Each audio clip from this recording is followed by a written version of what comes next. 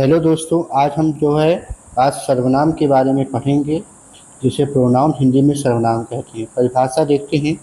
वे शब्द जो संज्ञा के स्थान पर प्रयुक्त किए जाते हैं उन्हें सर्वनाम कहते हैं।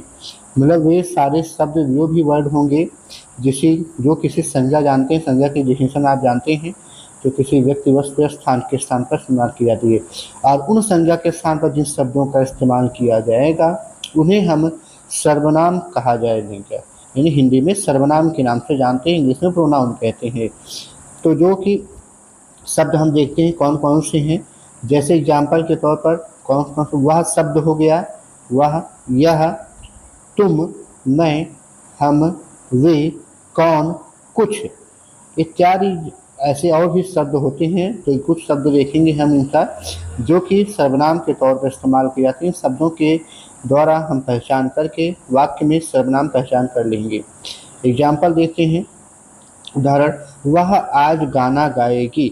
यहाँ पर जो वह शब्द है वो जो किसी लड़की के लिए यूज हुआ है और गर्ल्स के लिए, इसलिए वह शब्द हो गया सर्वनाम। इसी तरह अगले वाक्य में सर्वनाम की पहचान करेंगे। सीता ने कहा कि मैं मिठाई खाऊंगी।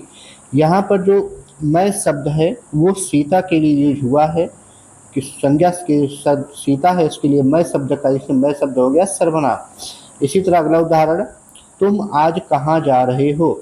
यहाँ पर जो तुम शब्द है, तुम किसी के लिए यूज हुआ, व्यक्ति के लिए, वहाँ पे तुम शब्द सर्वनाम हो गया। अगला है, हमने आज एक सांप देखा। यहाँ पर हम कई सारे लोगों की बात हो रही है, इसलिए हम शब्द क्या हो गया, सर्वनाम। इसी तरह और उदाहरण देखेंगे हम। यह एक किताब है। यहाँ पर जो यह शब्द है, यह एक क्या हो गया, एक सर्वनाम हो गया। उम्मीद है आपको ये समझ में आ रहा होगा। इसी तरह एक और उदाहरण, वे सब क्या कर रहे हैं। जो वहाँ पर वे शब्द है कई सारे लोगों के लिए यूज हुआ है, तो वे शब्द जो है हमारा सर्वनाम हो गया। अगला देखेंगे सर्वनाम के भेद। हिंदी व्याकरण में सर्वनाम जो है मुख्यतः 6 प्रकार के होते हैं, जिन्हें अलग अलग सर्वनाम के नाम से जानते हैं। अब हम आगे इन सर्वनाम के भेदों के बारे में अध्ययन करेंगे। तो पहला हमारा सर्वनाम है पुरुषवाचक सर्वनाम। इसमें 3 आते हैं, मैं, तुम और वह। मैं शब्द, तुम शब्द और वह शब्द। जैसे मैं के लिए आई, तुम के लिए यू, वह के लिए ही या सी शब्द का इस्तेमाल किया जाता है। तो इसी तरह नेक्स्ट सर्वनाम होता है अगला निश्चयवाचक सर्वनाम। जो निश्चयवाचक सर्वनाम है, इसके आप नाम से संबंध जो है तो समझ गए होंगे कि जिस सर्वनाम में किसी व्यक्ति या वस्तु की निश्चितता का बोध होता है उसे निश्चयवाचक सर्वनाम कहते हैं। मतलब कोई भी व्यक्ति या वस्तु है उसकी डेफिनेटली का बोध होगा कि निश्चितता का बोध होगा। उदाहरण के तौर पर हम देखेंगे, यह एक अच्छी पुस्तक है। यहाँ पर अच्छी पुस्तक के लिए यहाँ पर यह शब्द को यूज किया गया है, तो यह शब्द हमारा क्या हो जाएगा, निश्चयवाचक सर्वनाम। तो मतलब 100% बता रहा है कि यह पुस्तक क्या है, अच्छी पुस्तक है, तो यह शब्द निश्चयवाचक। इसी तरह नेक्स्ट उदाहरण, यह वही लड़का है जो कल यहाँ पर आया था। तो लड़का के लिए निश्चितता शब्द कौन है, वही वही शब्द हमारा हो जाएगा निश्चयवाचक सर्वनाम। इसी तरह हम अगला उदाहरण देखेंगे। निश्चयवाचक उल्टा होता है अनिश्चयवाचक सर्वनाम। नेक्स्ट सर्वनाम का तीसरा टाइप। तो अनिश्चयवाचक यानी कि जस्ट इसी का अपोजिट है। तो जिस सर्वनाम से किसी वस्तु की निश्चितता का बोध नहीं होता है उसे अनिश्चयवाचक सर्वनाम कहते हैं। मतलब कोई भी वस्तु या व्यक्ति होगा, पक्का डेफिनेट नहीं होगा कि यही है। उदाहरण, किसी को बुलाओ।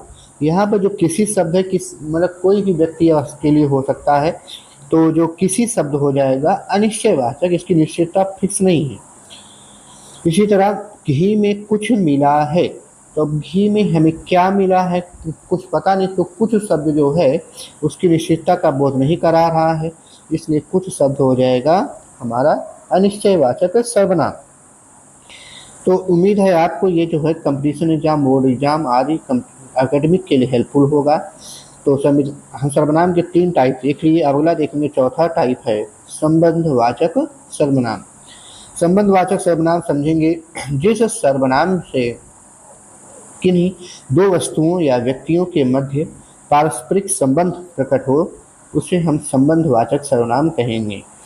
मतलब वस्तु या व्यक्ति के मध्य जो रिलेशन है, संबंध दर्शाता है, उन्हीं शब्द को हम संबंधवाचक सर्वनाम के नाम से जानेंगे। एग्जाम्पल, जो बोओगे सो काटोगे।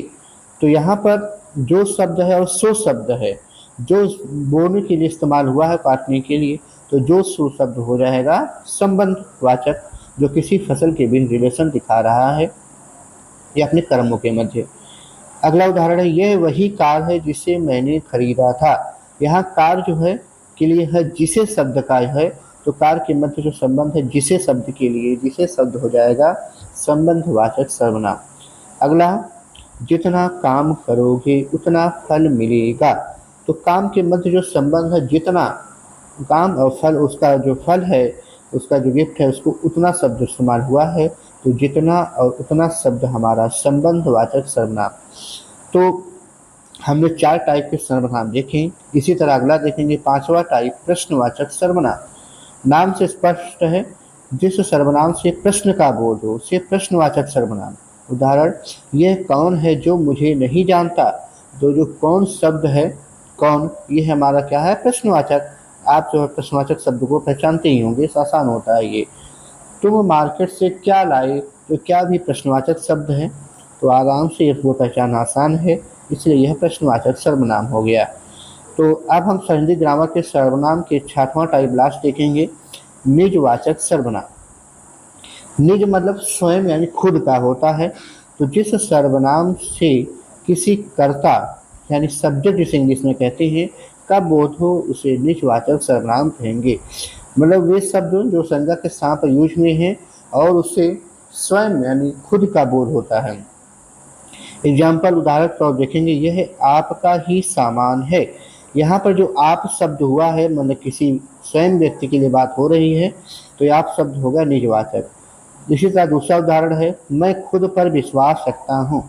खुद यानी स्वयं आसानी से निश्चित जो है अपने निजता का बोध करा रहा है, इसलिए ये भी हमारा निजवाचक सर्वनाम हो जाएगा। अगर आपको वीडियो अच्छा लगा हो तो कृपया करके हमारे चैनल को सब्सक्राइब करें और वीडियो को लाइक करना और शेयर करना ना भूलें। तो धन्यवाद।